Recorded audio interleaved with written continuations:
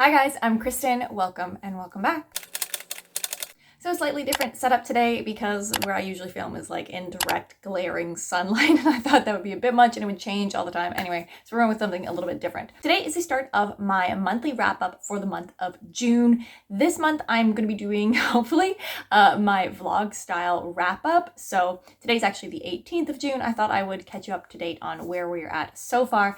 June is turning out to be a really slow moving reading month. I'm feeling, I guess, a little bit slumpy. Like I'm feeling just like my priority, my attention is a little bit elsewhere. I'm not like reading anything voraciously, even though I am enjoying some of the things that I am reading. It's just, yeah, it's just one of those months where it's like, there's other stuff going on and I'm not feeling uber connected to anything that I am reading. This month is a little bit crazy, or like the next couple weeks finishing June is going to be a little bit crazy because we have some travel coming up. So we're actually going to be traveling this upcoming weekend, and then in July we are going back to Canada for 4 weeks. So I have to like prep for the big travel. This is going to be our first flight with the baby. So I don't imagine that I'm going to be getting much reading done in that situation at all. Anyway, so let's talk about the books that I have finished so far. The first book that I read or finished, completed this month was The Jasmine Throne by Tasha Suri. Now, this is one of my priority reads for 2024. This was an author that I wanted to read something from for the first time. The setting that I knew going into this, that I will share with you, and it's all I knew about this book basically going into it, was that we were following two POVs. There are in fact other POVs, but the two that we talk about are a princess, an exiled princess, and the maid that is serving her. And the exiled princess is like locked in this tower because she refused to let her brother burn her to death. Then we're set in this like political situation where the brother, the emperor, is kind of let's say a religious fanatic, and he's taking the kingdom or the empire down a particular religious fanatic kind of a route. We're also dealing with an a taken over like state where this was a kingdom that unwillingly joined the empire, and that's where they currently reside. So not only do we have like some tension with that our princess is actually trying to like maneuver or scheme against her emperor brother, but then also we have this like kingdom state and a rebellion that is tied up with not wanting to be part of this empire at large. So I listened to the audiobook, and I think that to some extent impacted my enjoyment of this, in the sense that I'm not having time where I can like really focus on audiobooks, where whenever I'm listening to audiobooks at the moment, my attention is a little bit divided. And because of that, it's making me not, I think, quite feel as connected and aware of all of the minute details in world building and some details and elements, and I'm finding that with what I'm currently reading as well. So that is a fault that is totally on me, and as I said, I'm not feeling super connected with anything that I'm reading at the moment. So like take what I'm saying about this book with a grain of salt, in that I wasn't overwhelmed by it, I guess. Like it was perfectly good. I love that the perspectives are more women than men, and that they are like the movers and shakers in this book and this story. They're definitely like the people who are making the power plays and the decisions to some extent. And the men are kind of like, it is a culture and a world where they shouldn't be the ones, and they're not expected to be the ones making the plays. And so there's definitely an element of that, like not to underestimate these women just because of the culture, etc. But there was something missing for me, and there's almost like a disconnect in the world and the politics for me. I'm not sure what it was, where there was like, it took me a while to get to care about the politicking that was happening, because we have like a couple different political situations with like wanting to overthrow the emperor himself versus this kingdom that doesn't want to be part of the empire at large. It was just like a little bit like a contrasting or conflicting pulling of my interest, I think, to some extent, so far in this book. And actually, I wasn't sold on the relationship. It didn't really have a lot of foundation for me, unfortunately. So it just felt like it was it didn't even feel like it wasn't insta-love. it wasn't instant attraction. Yeah, I don't know. Like, I feel like a one character would make some significant sacrifices on behalf of the other, and I'm not quite sure why. I'll say that. Yeah, just not sold, but again, like, it's not the priority of this book whatsoever. Definitely this is a politics and religion kind of a book, and definitely the magic and where that's coming from. I do think I will continue to read. Like, I think I'll pick up the Oleander Sword, the second book. It's just not like a huge rush for me to get there. And then I just finished Not in Love by Ali Hazelwood. Unfortunately, this book did not work for me. I read it very quickly over the span of 2 days. More so though from a perspective of just like wanting to get it done and move on. I wasn't going to DNF. I wasn't disliking it to that extent. I wanted to read it. I wanted to see the conclusion, etc. But I did not enjoy this in the same way that I really liked Love Theoretically and Love on the Brain, or even, to be honest, I think Bride worked better for me. I had a lot more fun with Bride. The point of this book, though, wasn't to have fun. Instead of, your usual tropes for romance, this one was we're only hooking up.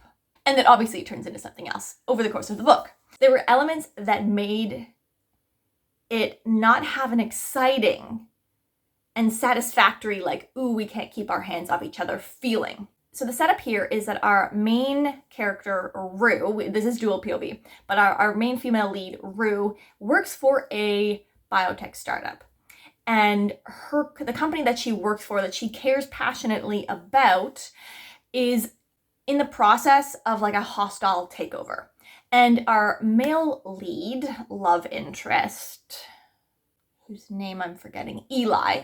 He's one of the people doing the hostile takeover. So they wind up sleeping together anyway because they like can't help themselves. And they like talk about the fact that they like, ooh, there's something here. Like, we're both feeling this. We just like get it out of our systems. And of course it happens more frequently than that. And you would think that that would be like exciting and like a little bit like titillating, the fact that they like can't keep their hands off each other. But our main characters, both of them, were so in their heads the entire time. It wasn't sexy and exciting. Now, the author did write a author's note at the beginning that explained like this wasn't going to be a rom-com like her other books. She wanted to explore more like a deep-rooted emotional trauma and how that affected their inability to be able to see this relationship as anything other than hooking up. They couldn't see the potential or themselves as being capable of having more feelings because of the trauma, and so that was going to be the focus. And I don't think it was.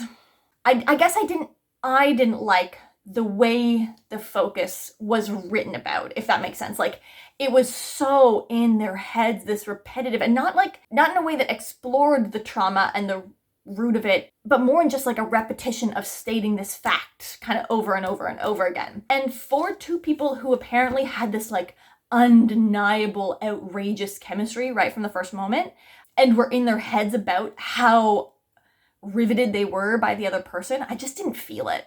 And that's unfortunate. I hope that's a me thing. I hope that this works for other people way more than it worked for me.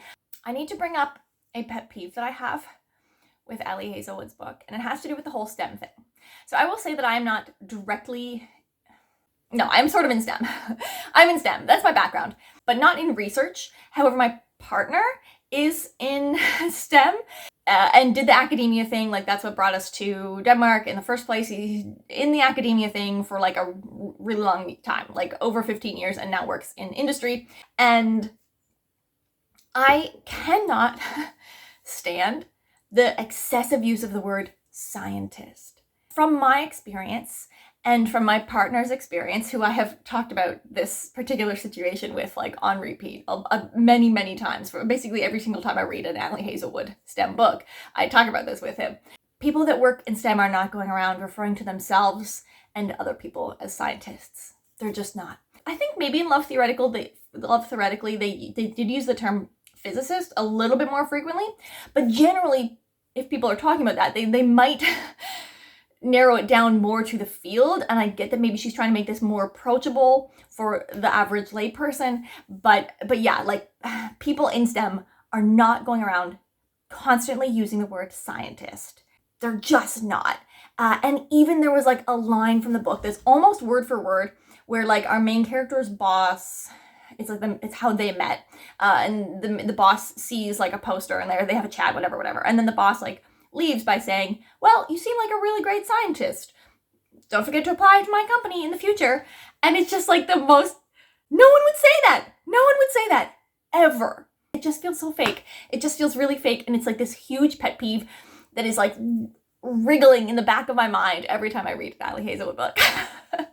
So there, I've gotten it off my chest. I will leave it at that and move on. All right, we are back. It is now July 1st, and I am done my reading for June, technically, so I thought I would catch you up with how the end of the month went for reading. So I did wind up finishing 2 more books, which means that I finished June with having read 4 books overall, so a pretty light reading month. Little housekeeping is that I am going on vacation. By the time you are seeing this, I think I'm officially on vacation in Canada, so that's really exciting. I'm not going to do a July like reading plans because I honestly have no idea what to expect out of the next month, because we'll be back home traveling and just like seeing people, and I could read a lot, I could read nothing. Over the next few weeks, you're going to be seeing hopefully my halfway through the year content, so I have some of that video content already ready, and I basically have this week to get the rest of it ready, so you can stay tuned for that. And then I will of course do a July wrap up, hopefully over the course of the month, but we'll see.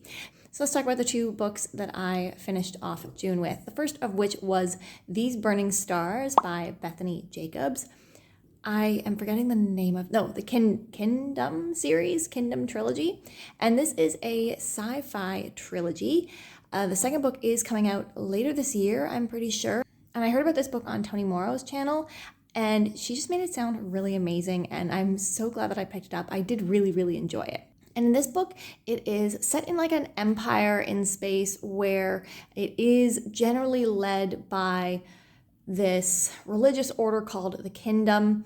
There's a couple different initiating events that I think are like really important to the book. One of which is that we see Essex Nighttower or something like that, who's like from a noble family, but she's a cleric within this kingdom thing, which is like divided into like 3 different like types, whatever. And she is invited to the school to like to have a look at this like very, very promising new potential like coming up trainee within the kingdom like training school system. And she does something kind of bananas and very unexpected that sets off this cat and mouse chase. And then another initiating event happens like 20-ish or so years later, and a main character, POV character named Jun, is a con artist who has in their possession a file with a video that is very potentially detrimental to this Night Tower, whatever Essex family is, but also the kingdom at large, or so it seems. And so we're following Jin, but then we're also following one of the other clerics within this religious order who has to team up with Essex to track this buyer down. It doesn't sound like much when you describe these 2 like initiating events, but it is, we go like back and forth on like as Essex and Chono, I think is the other cleric's name, like trying to track down June, and I might have said June, try to track down this con artist and what happens with the con artist, like the information that they get from this video, but then also we get like flashbacks, POV chapters with Essex POV, who's a very, very extremely narcissistic, but very interesting character to read from because she's like wild, and her viewpoint of this cat and mouse chase. And then also we have, I'm forgetting all of their names, Chumo, whatever, the other cleric who is teaming up with Essex. They've like worked together in the past, and she's also swept up into the cat and mouse chase with Six from like spanning the years, and just like the exploration of this religious order and what it does and the choices that you make and like where your loyalties lie. There is another element of how this downtrodden population who are being discriminated against within this world at large, but then like we get more information about that, and I feel like that's going to be a big thing moving forward in the future, which is kind of always the case where it seems like it's in the periphery of the main plot line, and then it becomes very, very important thematically and with the where the plot goes. But overall, I just like had a really great time. It was very character driven, but also really intense with this cat and mouse chase and where things wind up.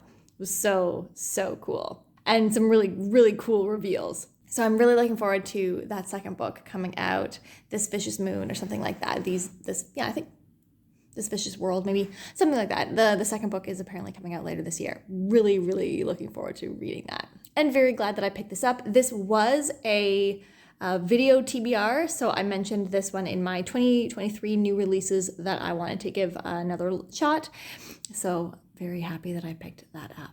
And then the final book that I finished in the month of June was The Book That Broke the World by Mark Lawrence. I can anticipate that the reception for this, I haven't heard that many people talk about this, but I can see that the reception for this is going to be a little bit mixed because it is very different in feel from the first book, which was a little bit more mysterious. You didn't really know what was happening because you had these like two separate storylines and timelines with our two main characters, Lavira and Ivar.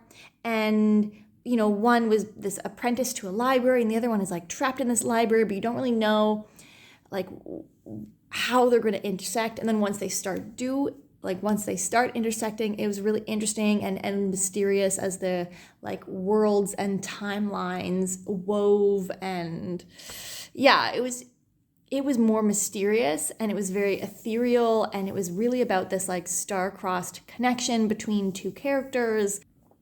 Whereas book number 2 was a lot less mysterious. It was almost like a return to moments and scenes and like random things that happened in the first book, and a way of making it seem like nothing was coincidence. It was going back and explaining some of those scenes and things that happened, reliving them, connecting dots of events that happened. Like it was not mysterious. It was very like, okay, here's some information, or like, here's actually how all of these things are connected and related to each other. But it does bring in a new POV character as well, Kelcha, who is another new species within this world, within this universe. And so we got to like learn more information about that species a lot at the beginning, which if you weren't curious about Kelcha right from the start, you might find that slow. In the next book, I think we're going to have even more things that we realize are like interconnected,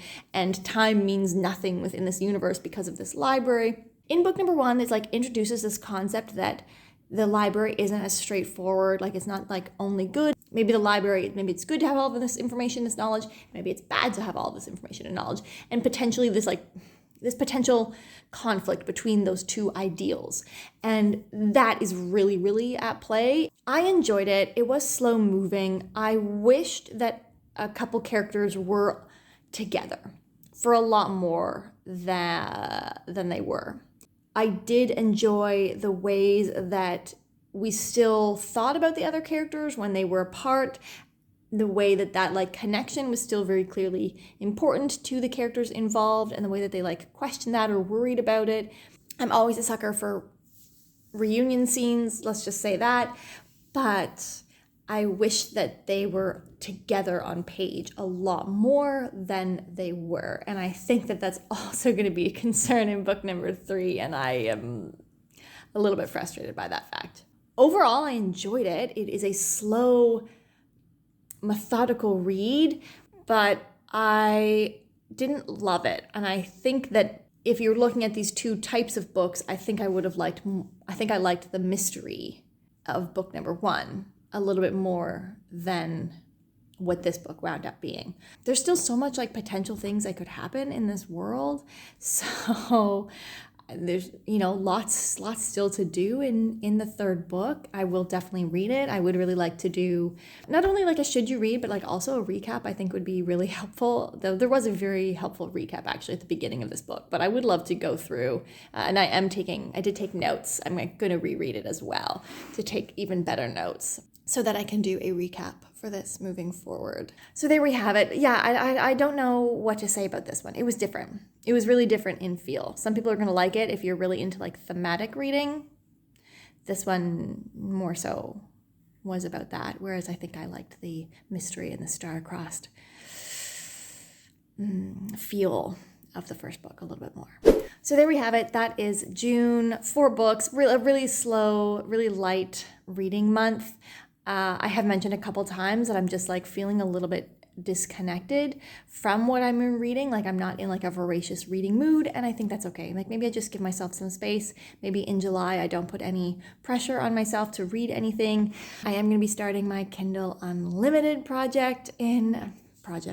experiment test run in August and September, so I'm working on some lists for that. You'll be seeing some content for that coming up towards the end of July, all of the books that I hope to read from Kindle Unlimited, so stay tuned. As we are sort of like officially at the halfway through the year point, let me know how the first half of the year has been for you. Are you feeling like really into some books right now, or are you like me, like feeling a little bit like not burnt out, but just like kind of neutral about reading, or like very relaxed about reading? I'd love to hear what you guys got up to in June, and I will see you next time. Have a great day.